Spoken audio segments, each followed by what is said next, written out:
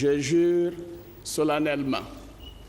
Before the sovereign people of Ivory Coast, I solemnly swear to respect and defend the Constitution. Fidèlement la Constitution. Alassane Ouattara finally being sworn in over 5 months after winning the Ivory Coast presidential election. Je puis vous assurer.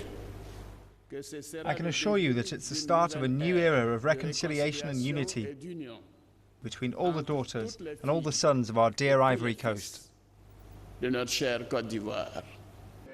After a decade in power, the previous president, Laurent Gbagbo, refused to admit defeat, sparking months of violence that claimed 3,000 lives and forced 1 million people out of their homes. Atrocities were carried out by armed supporters of Gbagbo and Ouattara, both claiming to be the country's legitimate president. Villages in the west coastal Iberia saw some of the worst killings. Nearly 100,000 people fled across the border. And Ivory Coast's biggest city, Abidjan, saw much of the violence too. Aid workers recently found 68 bullet-ridden bodies in 10 graves there, massacres attributed to Laurent Gbagbo's militia. Now the country's former president could stand trial for alleged crimes against humanity.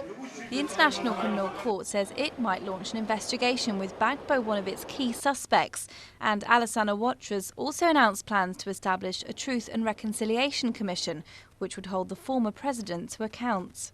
For now, though, Laurent Gbagbo is safe, albeit under house arrest. I'm happy we caught Gbagbo and that he's here in Korogo. Gbagbo can't escape from here.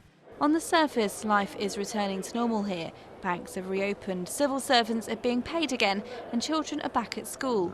But this is a country deeply divided, and reconciliation could take months, if not years, to achieve.